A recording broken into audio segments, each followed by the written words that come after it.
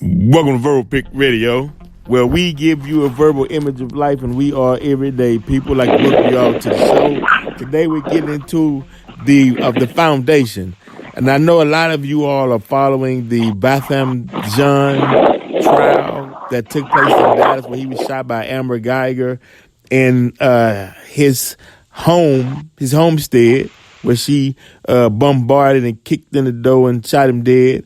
And then also the witness that also lived there on the same floor, he was found shot dead in his apartment, and they blamed it on two rival drug dealers who was coming to Dallas to purchase drugs, and they killed him and whatnot. That's a side note, because we got to lay the foundation on why we in the position that we're in. So I'm glad to have a special guest as always on the show, Brother Loki. How you feeling, God? Feeling good, feeling great, God. What to do, Brother Black? Oh man, it's always a treat for us and for the listeners when you're on the show, because I know they finna get a mind full and they finna get proper knowledge, and then we can span off into these other topics and other things such as injustice and whatnot. As always, you have to have the foundation first before you can get into anything. Right. Now, I want you to break these three things down that the Honorable Elijah Muhammad taught, right? Mm-hmm. He said that there's three things that the white man would never teach you, right? That's the science of war, the science of business, and the science of mating. And that's how you have a proper relationship between man and woman, because it's actually science. But you had three aspects dealing with similar to what these three were, and can you expound on those three that you came up with? Because I think it's profound. Indeed. So the three things pertaining to race, national origin, name, and religion, etc., is the business aspect, the cultural aspect, and the spiritual aspect.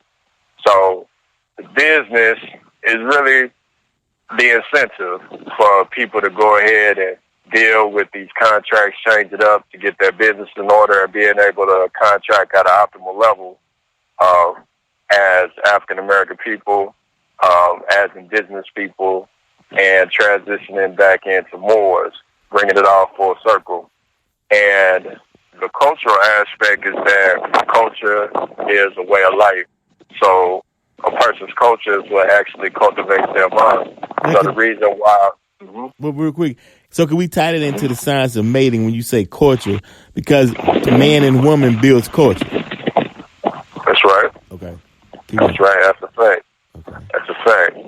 So when it comes to the state of mind of African-American people who are not conscious, people always ask, well, why are they doing what they're doing? Well, it has to do with the culture. What actually was passed down from generation to generation, which basically African-Americans are experiencing slave culture that's been passed down. So they don't have a heavy dose of knowledge and understanding when it comes to our culture that preceded slavery, the triangular slave trade. So when it comes to this whole contracting aspect, let's say we're talking about Moors, so we're talking about any indigenous tribe or nationality or national origin that people want to put down on their contract that they want to sign off on, that once you actually say that you are a thing, then it starts having a cause and effect relationship, has an impact on your life. You start to become more intrigued and more magnetized to information pertaining to whatever you're claiming to be. So that's that in a nutshell. We can get into more detail later. The last aspect is the spiritual aspect, and that goes, now this is for my family out there. When I say my family, I'm talking about my indigenous family, my black folk, my Moors, etc., that say that when it comes to changing your race, your national origin, your name, that it has no bearing. So I say two things, is that, like we always say, is that there is no right or wrong, It's only perspective. So I'm not saying it's a right or wrong or that you have to do anything. But what I am here to do is put down the facts. And the fact is that when it comes to signatures is actually what makes the document legal.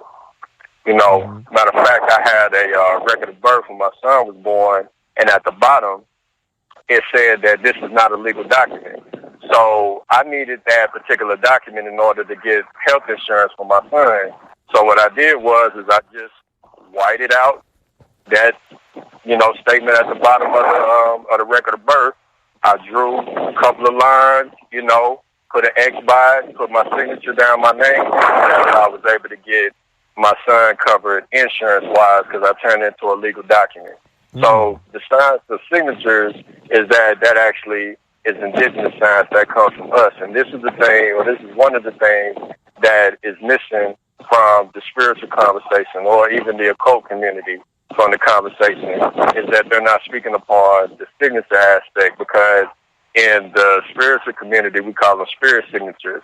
In Vondon, we call it Veve. We also call it sigils. So what a sigil does, or what a spirit signature does for any particular deity, whether it be Allah, like look at the way that Allah is written in Arabic, and that's actually the spirit signature of Allah. That's actually, how you invoke Allah through the name, through the written signature or symbol. Same thing for our names. Our names are unique to us. Everybody's signature is going to be, unique to that particular individual. So when it comes to going back to the whole deity aspect, is that when you study the science that, we come to understand that if you want to release the deity, you do it through the spirit signature or the sigil. And if you want to bind it or control it, you do it through the spirit signature. So same thing happens with us when it comes to these contracts that we sign off on. We all know this.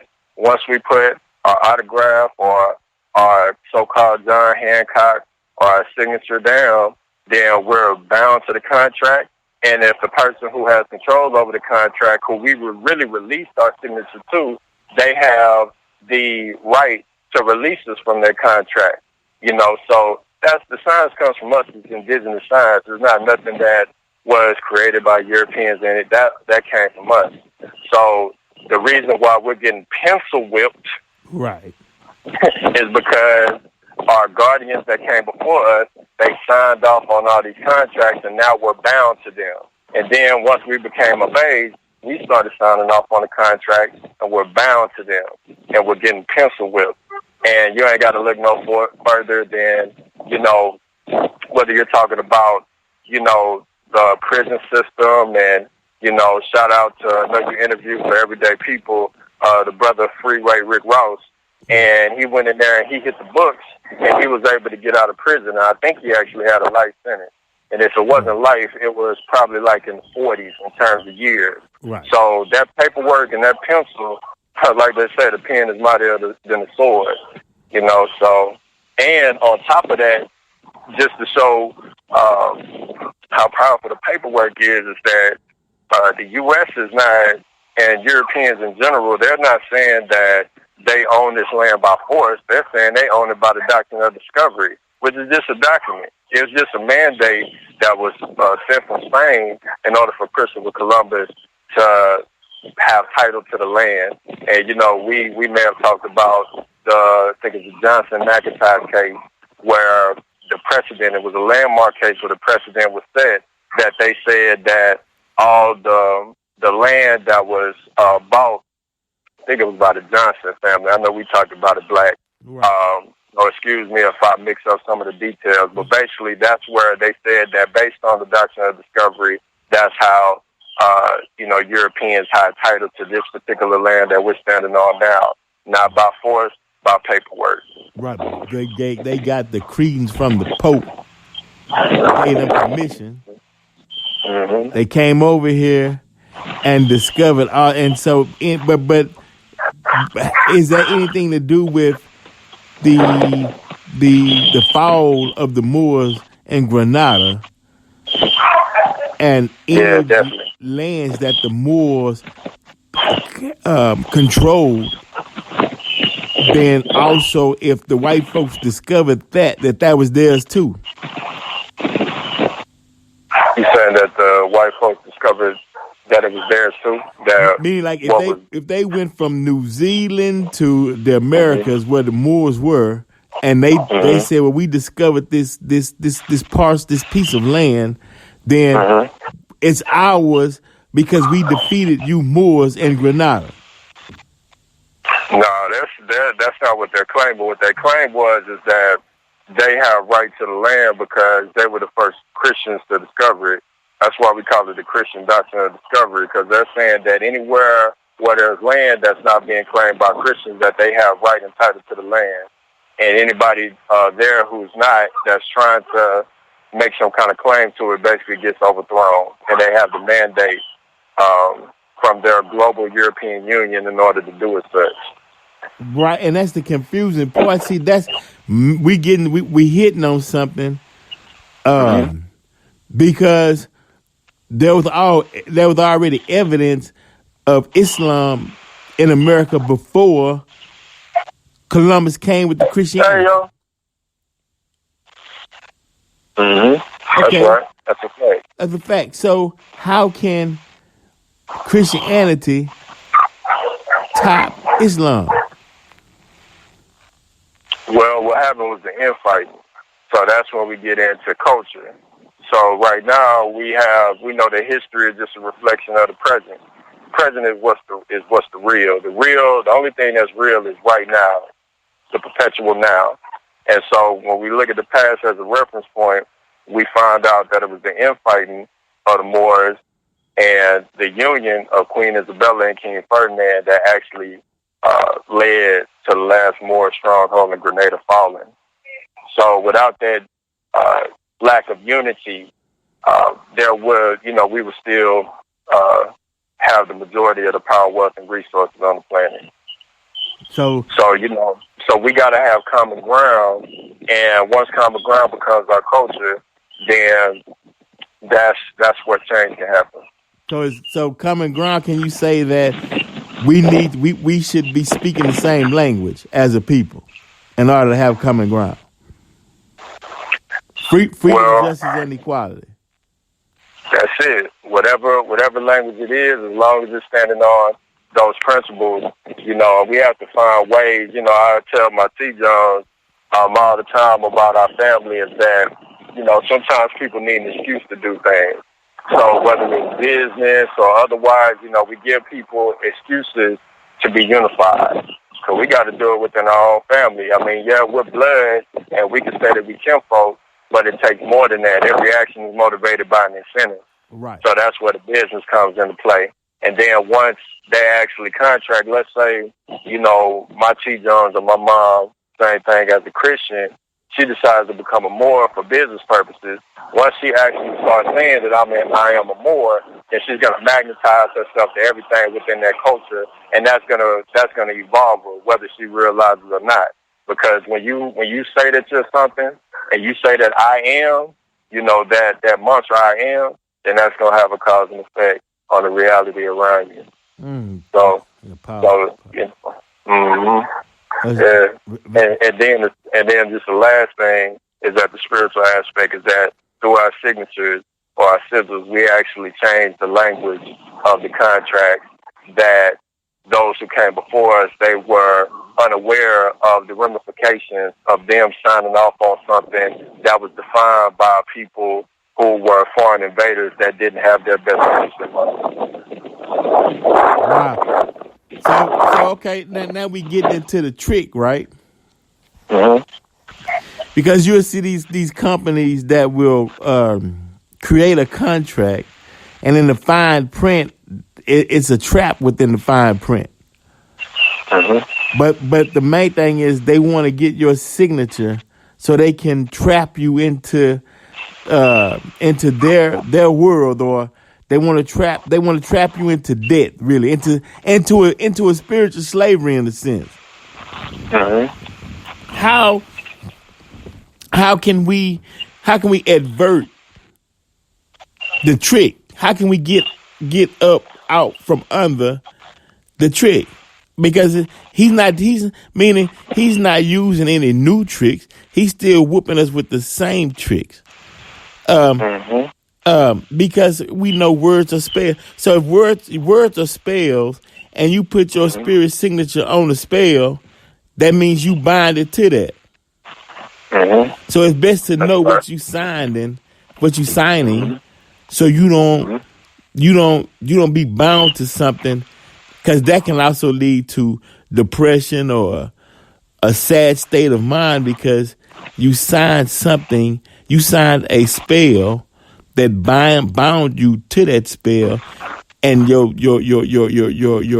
energy, your spirit can't fly free, because you trapped, and you don't know what's going on, in the sense you feeling a heavy weight over you or on you, and you trying to figure out what the hell is going on.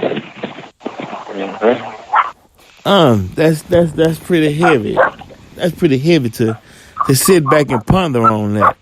Because as I stated, once again, this is Verbal Pick Radio, and we have to give you foundation first to build you up, so we can tackle other issues that's plaguing us, and that is affecting us as a people as a whole.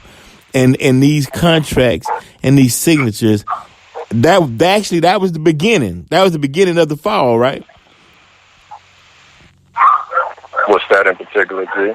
The contracts and the signatures, the contracts that the Moors signed with the Europeans, because the Europeans never honored any contracts. Well, or the contracts that the slave master presented, that our forefathers signed, and we still carrying on that slave culture to this day. Right. As far as the beginning of the fall, it's multifaceted. The disunification, the eventual signing off, getting away from tradition, like OG Bobby hit the nail on the head when in Kemet, the prophets, they saw that the rulers were getting further and further away from tradition. And they knew that, and they prophesied that eventually the people would go to sleep, and that there would be Commissions or Egyptians in the West that look exactly like the ones in the East, but have the mindset of a totally different group of people. Mm-hmm. So it's just multifaceted when it came to, the quote unquote downfall. Well, yeah, but today's time, we don't have time for to be led. Mm-hmm. We have to be individual leaders, because we can't afford to fall. If we fall asleep a second time, we're not getting back up. Yes, sir. Yes, sir. It's over. Yes, sir. And so what we're trying to do is give the incentive to be woke. What is the incentive? What would be the incentive for unification? What could we gain? What could we gain out of unification? Okay, man. It's a few things I want to say, man. I didn't miss it. I forgot one thing you said before you made the statement that we can't afford to fall again. It was one thing that you said that I wanted to add on to. Yes, sir. I don't know if you remember, but nevertheless, I'm going to speak on falling a second time, right. And then you said what can be gained from unification. Right. Okay, now as far as falling a second time, I want to clarify my statement or my ad-lib to it, is that we talked about this in other podcasts, is that because we're in a matrix where we're going in cycles and things are repeating itself, is that, let's say, the way things are moving right now, eventually we will be back at the pinnacle. But based on the principle of polarity, the opposite polarity of the pinnacle is a fixed variable, and it is of the same essence. It just varies in degrees. So that means that what goes up must come down. So let's say right now, time progresses, we reach a pinnacle. Eventually, we will fall again. That is the nature of this matrix. So I want to be clear on that.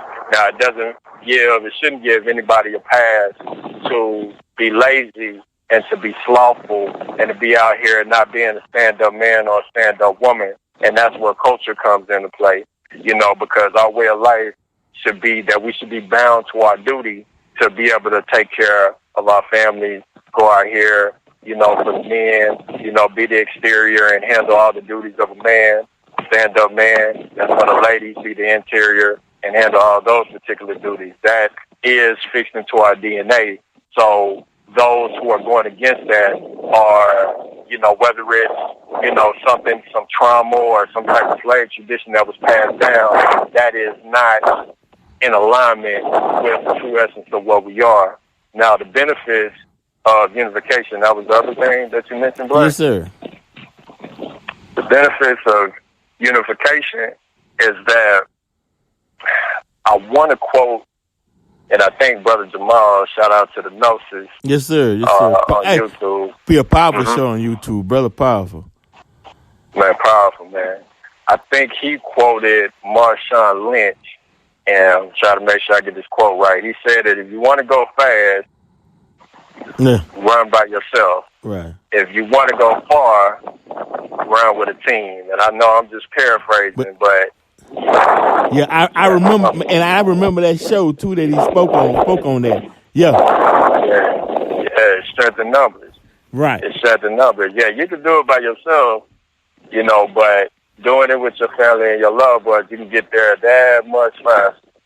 But see, right. But see, the thing is, and this is the purpose of this show, building foundation, is because you have to build the foundation in order to run together with the team, where you have to have the game plan down for the team to follow.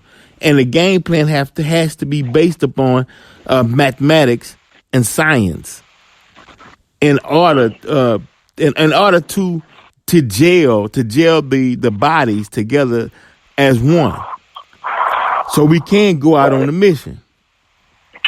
Right. And that's the age old problem we've been having. We trying to get everybody on the same page, or i.e. speak the same language, or love each other enough to understand each other's language. Like in Africa, the brother was telling me, man, it's over. And we usually say one section, one town, one village, one city in Africa can have over 250 different languages. So it's hard for them to communicate. Mm-hmm. But if I see you as my brother or my significant other, females, males, whatever, I'm gonna have to learn your language in order to do business with you. Mm-hmm. Because we all not speaking this. Look, now you and I, we may speak the same language because of the conversations that we have pertain to being upright. But that means then that put it like this.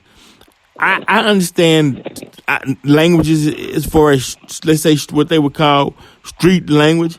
I understand where they say, hey, if I catch somebody slipping, I'm going to get him. That's a language for a certain tribe. Let's say Houston alone. That's a language for that tribe to be on the lookout to catch somebody slipping so you can take what they have. Many people speak that language. But there's an adverse language where we say, well, be upright and give that person information so he don't slip. Right. You know what I mean? How we gonna build?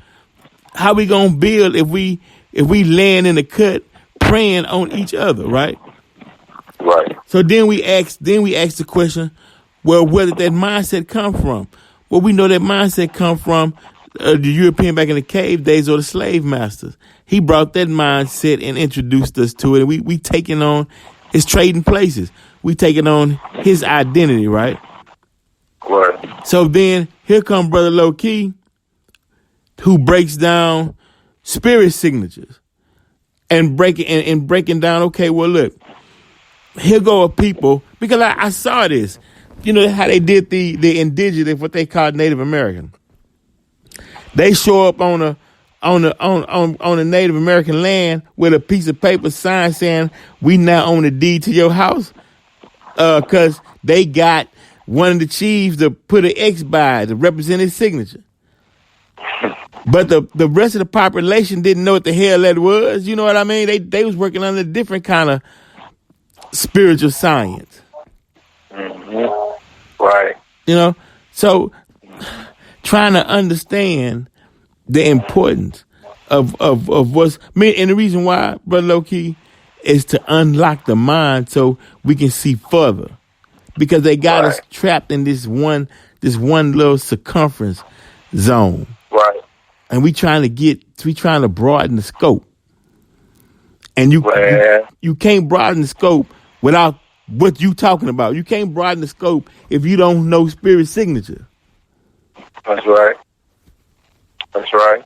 And anybody, that, knows ancient sciences, knows how big of a deal a sigil is, or a spirit signature is, or a veve. Anybody that, it really just, the way that we're speaking upon it, it should make it more clear when it comes to the gravity of these particular things.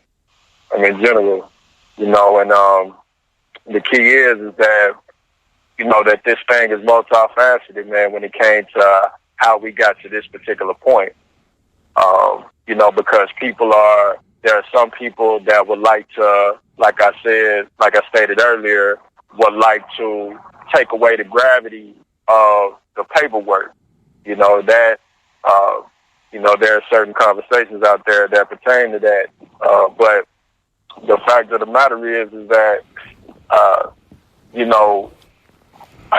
mass majority, by and large, people, they got driver's license, they got Social Security, and if they driving around with it, so they could talk all the shit that they want, but they keep their driver's license on them every time they step out into the street. So if it ain't no big deal, then just leave that shit at home. Don't pay your bills. That don't abide by those contracts for your lights and your water bill, and just go live out under a bridge somewhere, or go live out in the forest. Like I say, if this shit if it don't mean nothing, it don't hold no weight, right. Then you ain't got to worry about none of this. A person can just go by yourself, because it might not be a whole lot of people that come with you. And, I've actually seen some examples of people trying to go out there and do that. So you got to be careful, who you follow behind. But yeah, if you don't want to be bound to any particular things, just go live up under a bridge or go live in the forest somewhere. Because even if a person live up under a bridge, you might get harassed by the police. So that's right. You got to be careful about that too. Oh, Maria, you have a business on say, man, I just bought this space under this bridge. You got to move along. It's like, damn. If you don't have no money or no economics, you don't have in a capitalist society, bro. You hanging by a thread. Yeah, you hanging by a thread in this society. That is information that needs to be put out. What we putting out today, and I appreciate you sharing your time putting this information out. So now, reason being is because you can have a Christian leader who they put out in the public and say, okay, this is the leader for all black Christians, or this is the leader for all Christians, whether it be the Pope, i.e. Pope or whatever. So they come up and to the Pope and say, well, look here. We had a tragic incident. We gonna need some bodies, some labor bodies to overcome this, and they gonna have they gonna have a document with the Christian leader's signature on it, whether it be the Pope or a black leader that represent our Christians, and say, look, they signed off. All y'all got to come over here.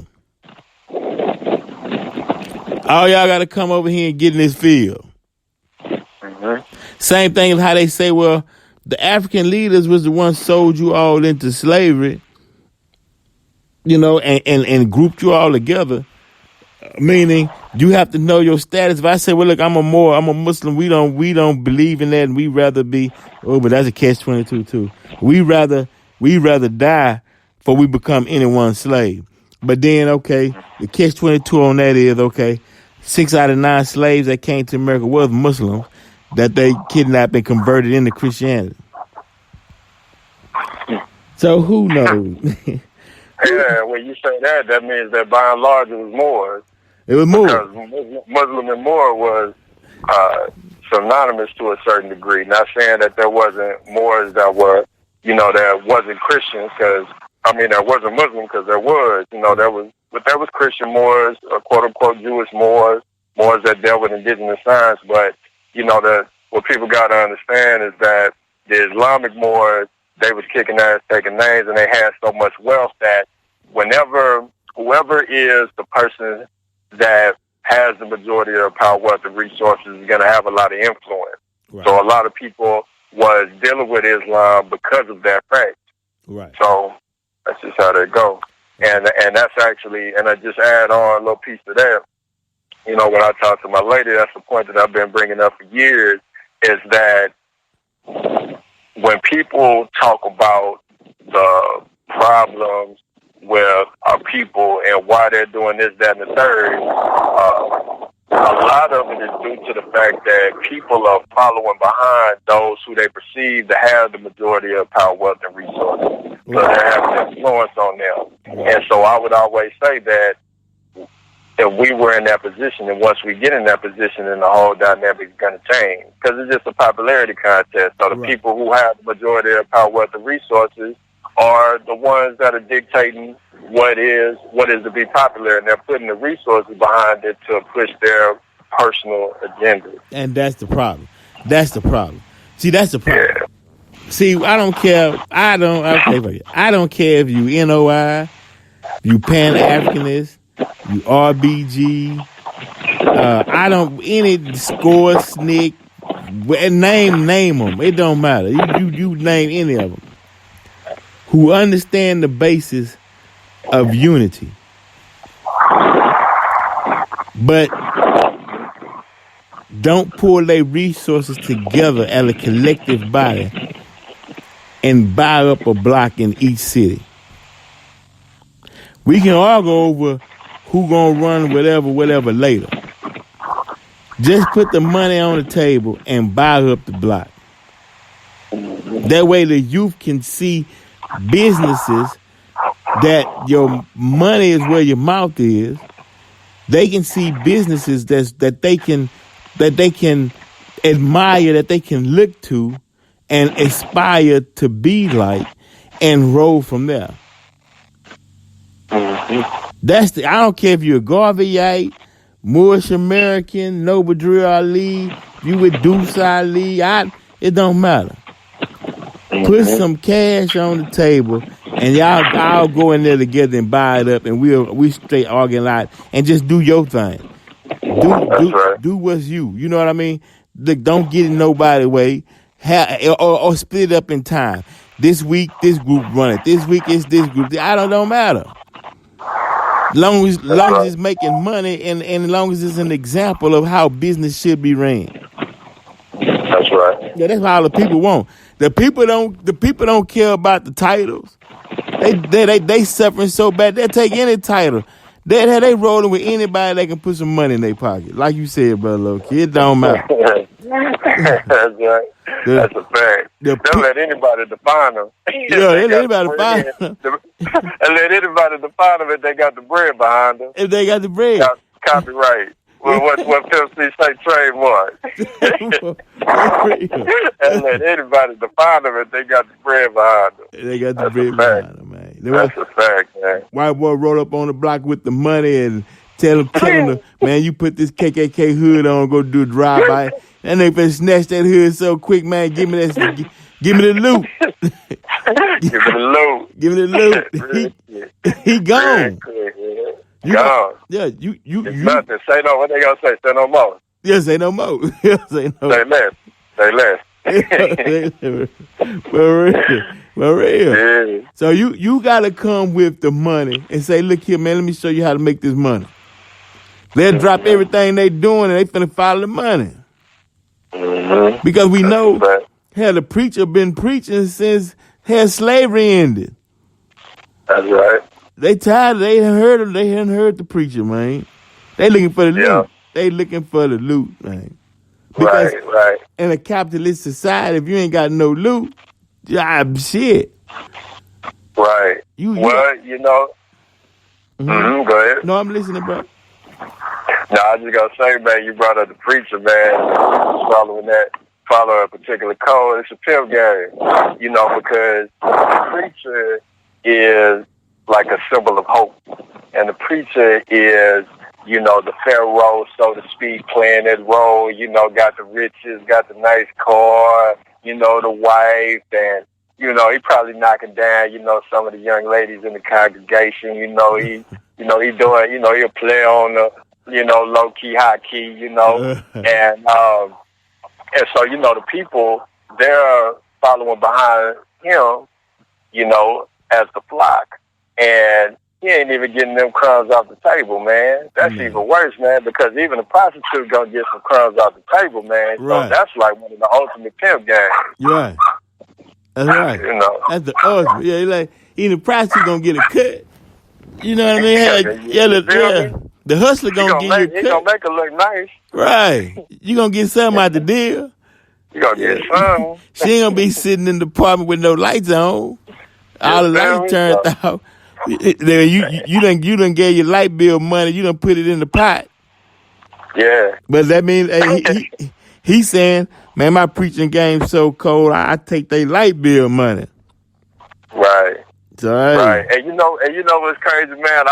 I would even say that those who are putting the money in the pot in the collection plate, that they looking for some type of blessing to come back around. Because, you know, when I was a Christian, Christianity 101 is that you can't be putting it in the pot because you think you're going to go to heaven, because that ain't how Christianity works. Christianity, in order to get into heaven, all you got to do is believe that Jesus Christ died on the cross for your sins so that you may be saved. That is the mantra. So they putting it in the pot because they looking for some type of return. Yeah, they trying to buy their way in. And try to buy their way into prosperity. Yeah, well, that's an old Pope game back in the day. You know, he had a list. If you committed a certain sin, there was a certain amount you had to pay to be forgiven. You know, and he had the list up. You paid this amount for whatever sin that you committed. It had a price tag to it. And since you know, since the Pope is over, that's why when you say you baptized and your baptismal records are, and with the Vatican, that's right. He overseeing the whole thing. You under his jurisdiction. Mm-hmm. If you black, your baptismal records is not going to the black man hand. It's going to the Pope, to the Vatican. That's right, and just, you know, if I didn't say it on the record, when my son's mom got him baptized, you know, without me knowing, I did the research and found that his baptismal record got sent to the Archdiocese in Galveston, which is a Catholic institute. So that right there, the proof is in the paperwork. The proof is in the paperwork. If there was a Baptist, you figured that it's going to be under a Baptist constitution, but no, that went straight to the Catholic Church. Well, let me ask you this before we get out of here then. So when it comes to the Caucasian game, can you say, don't hate the player, hate the game? Don't hate the player, hate the game. Just get your pimping up. Get your pimping in order, man. And, you know, and then you can, you can get your family business in order and, you know, get into some of this indigenous spirituality. And, you know, I would say for those who deal with indigenous science, don't just dismiss something just because you may not have, a deep understanding of it, or it may seem frivolous, I would say that for me, like, I'm not whenever I come on your podcast, Black, I don't think that I come off as a dismissive type of person, because, I could see, different angles from where different people are coming from. I mean, I'm a Pan-African myself. I got a red, black, and green flag in my crib. To me, it's all about the Moorish flag and the Pan-African flag. I think that's a couple of flags that we could use, as grounds for unification. The NOY flag, the universal flag, the 5%, I'm with all that, but my thing is that instead of looking and speaking upon things that actually divide us, let's speak on some things that's going to actually give us common ground. That's where I'm coming from. Well, right, and that's where we should be at because things is moving so fast, bro. And you have to put the message in its proper context and its proper time. And yeah, you're right. You can't slow the message down, waiting for everybody to catch up.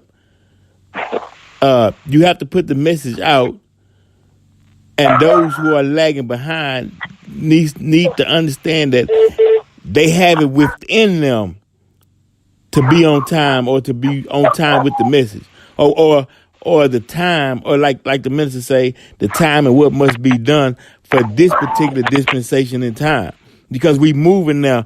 Hell, the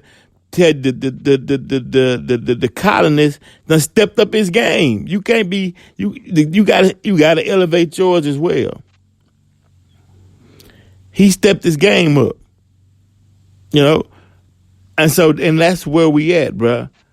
That's definitely where we at. We got to step our game up for the proper time and move in today's time with today's energy, today's spirit, on today's rhythm, on today's vibration that we're vibrating on. That is a must. This is Vero Pick Radio. Hope you all enjoyed the show, man. It was great having Brother Loki on the show. And till next time, we out.